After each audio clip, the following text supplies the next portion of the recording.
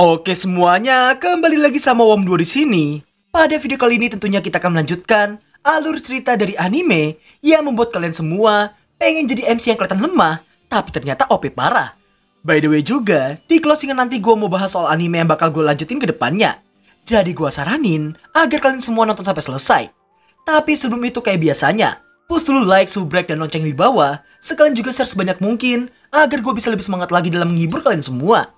Oke, langsung saja. Persiapkan jiwa MC berkedok NPC dalam diri kalian. Dan inilah dia, Jitswa Ore Saikyo Desta episode ke-8. Deto desu.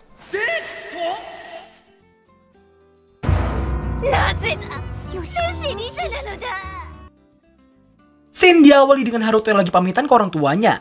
Ngeliat Liza tanpa tanduk dan ekor, Pagord pun tahu bahwa Haruto telah menyembunyikannya. Bersama dengan itu nampaklah Frey yang bersedih karena tuannya yang lebih memilih Liza ketimbang dirinya. Aniue-sama, ganbatte kudasai desu. Scene berpindah ke kediaman keluarga raja. Terlihat Mariane yang menemui Laius hanya untuk memberitahukan soal kabar Haruto yang lagi OTW ke ibu kota. Ngeliat adiknya yang sok cuek, Mariane pun ngember soal Laius yang telah bersusah payah untuk mendapatkan surat rekomendasi untuknya. Laius pun beralasan itu karena dirinya hanya ingin mengetahui kekuatan yang dimiliki oleh Haruto. Dan itulah alasan kenapa diri terus berlatih selama bertahun-tahun. Demi bisa mengetahui seberapa besar perbedaan kekuatannya dengan Haruto, Laius ingin bersekolah di akademi yang sama dengannya.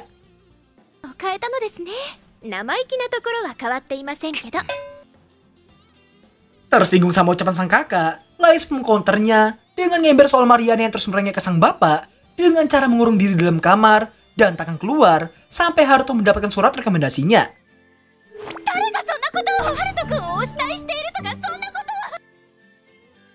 Dan iya, Mariana telah menginjak ranjau dan membuat adiknya mengetahui bahwa kakaknya itu ternyata menyukai Haruto. Singkat cerita, mereka berdua nampak sedang membahas soal gereja Lucifera yang memiliki banyak faksi di antara bangsawan, di mana tujuan mereka ialah menggulingkan sang raja. Tidak hanya menyembah iblis, tapi juga dikenal akan menghalalkan segala cara untuk mencapai tujuan mereka.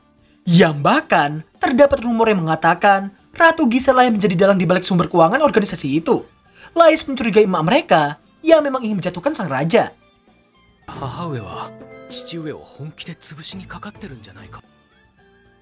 Mendengar ucapan adiknya barusan, Mariane pun mengutarakan pendapatnya yang mana ia merasa Haruto pasti bisa mengubah situasi mereka saat ini.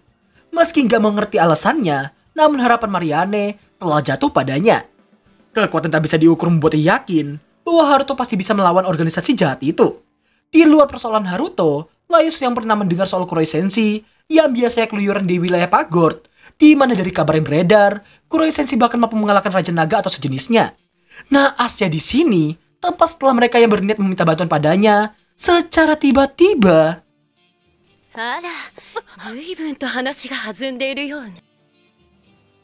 seketika itu mereka berdua langsung terkejut ngeliat kemunculan sang emak. Setelah Mariana menyapanya, dirinya mengira sang emak udah agak normal. Namun sesaat kemudian ini yang terjadi.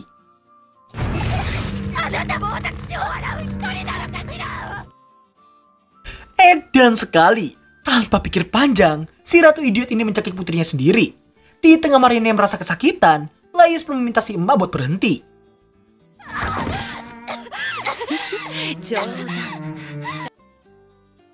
Parahnya lagi, dia yang kesinggung, Mariana yang disalahin karena dikira udah natap kalung budaknya. Dan sepertinya si ratu baperan ini udah menguping pembicaraan mereka sedari tadi. Karena ia bahkan tahu Laius dan Haruto akan bersekolah di akademi yang sama. Dirinya kemudian mendekati putranya dan membisikkan sesuatu padanya. Pinjam dulu 100. Sumpah gua kasian banget sama Laius di sini ini. Dia dipaksa buat mengorek informasi soal Kuroi Senshi dari Haruto. Dan bahkan emaknya itu hampir aja amuk-amukan karena Laius yang tidak menjawabnya.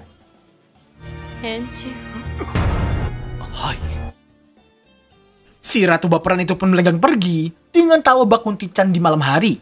Laius pun merasa bersalah karena ia dan Mariane yang tadi membahas soal Haruto dan juga Kuroi Senshi secara bersamaan. Dan karena hal itulah, Laius merasa mereka berdua baru aja melibatkan Haruto dalam masalah yang sangat besar.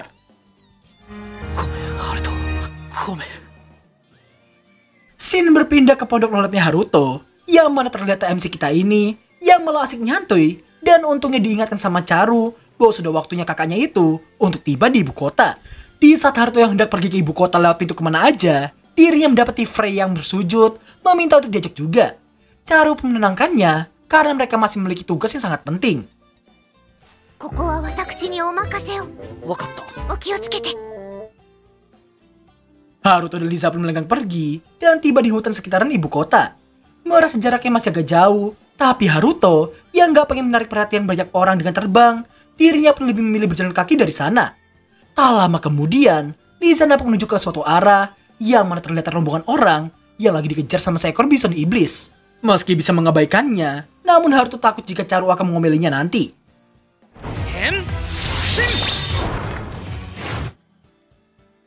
Tak lama berselang, kereta kuda itu mengalami kerusakan yang membuat mereka oleng dalam seketika. Dengan sigap Haruto memasangkan barier ke bocil yang hampir nyium tanah itu.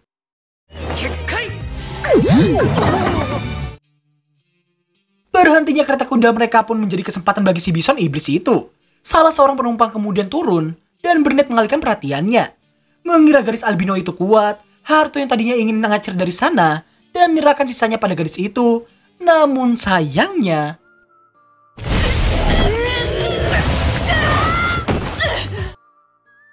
Haruto pun harus dibuat terkejut karena si gadis albino yang terhempas begitu aja. Di saat gadis itu yang bersiap menahan serangan monster itu lagi, secara tiba-tiba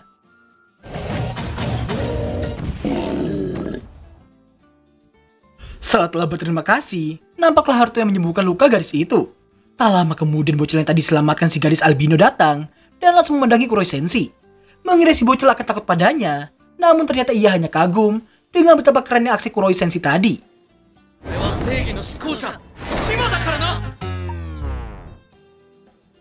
Usai membantu membetulkan kereta kuda mereka, si gadis albino yang berniat membayarnya untuk semua pertolongannya sedari tadi. Akan tetapi, karena ia nggak punya duit, dirinya pun ngotot akan membayarnya jika mereka bertemu kembali. Kuroi Sensei kemudian hendak berpamitan pergi dari sana sembari membawa kembali bison iblis itu ke rombongannya. Si gadis albino pun terkejut karena dirinya bahkan mau menolong si monster.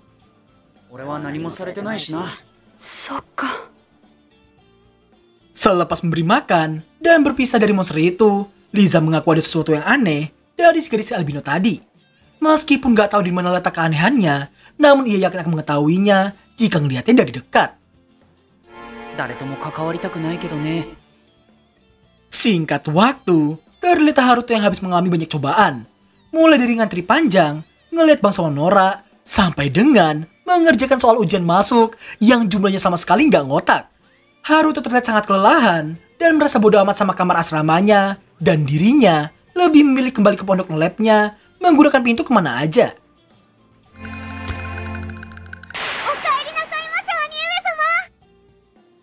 Di saat Haruto yang merasa lapar dan mungkin tanpa sadar ia meminta dibuatkan sesuatu sama Frey, Charu yang gak pengen kakaknya kenapa-napa mengajak mereka semua untuk makan di ibu kota. Haruto yang merasa gak kuat jalan lagi jelas membuat Frey mengomeli Charu. Namun Charu langsung mengajak Frey buat ngomong empat mata.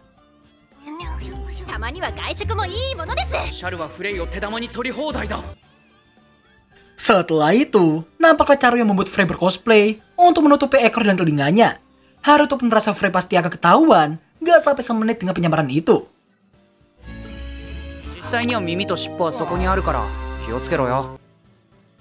Setibanya mereka di ibu kota, Charu dan Liza nampak sangat bersemangat ngelihat kepadatan toko di sana. Setelah makan siang bersama, Charu terlihat mengeluarkan sebuah peta geografinya ibu kota.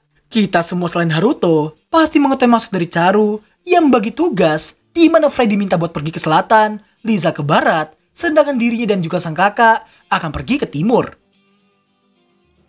Mereka pun berpencar sesuai tugas masing-masing. Mau itu di isekai ataupun di bumi, Haruto yang udah jomblis di dua dunia merasa terkejut di saat Charu yang mengajaknya buat berkencan.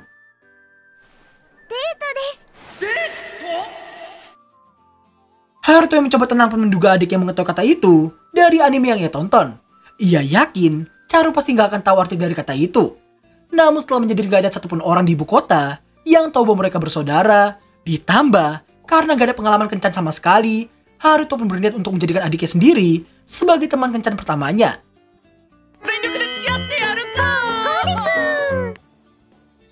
Haruto dan Charu pun memulai kencan mereka di jembatan, toko buku, sampai dengan toko penjual aksesoris. Di saat Charu merasa tertarik dengan salah satu kalung di sana, berkat the power of Siscon, Haruto pun langsung membeli kalung itu tanpa pikir panjang.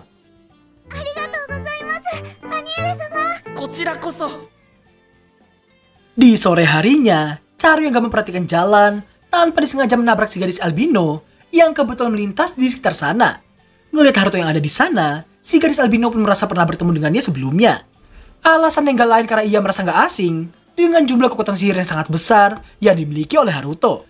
Mendengar alasan itu, Haruto memanfaatkan status berlevel rendahnya untuk membuat alibi.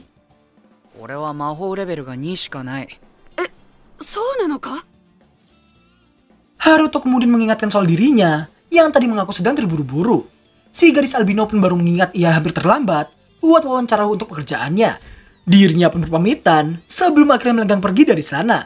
Di saat Haruto yang ngajak adiknya buat segera kembali, namun ia mendapati Charu yang masih bengong memandangi gadis albino tadi.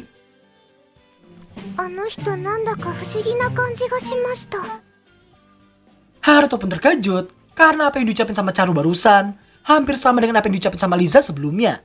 Dirinya menduga yang bisa ngerasain keanehan dari gadis albino itu hanyalah ras iblis dan juga orang level tinggi seperti Charu. Namun meski begitu, Haruto tetap teguh pada pendirian awalnya.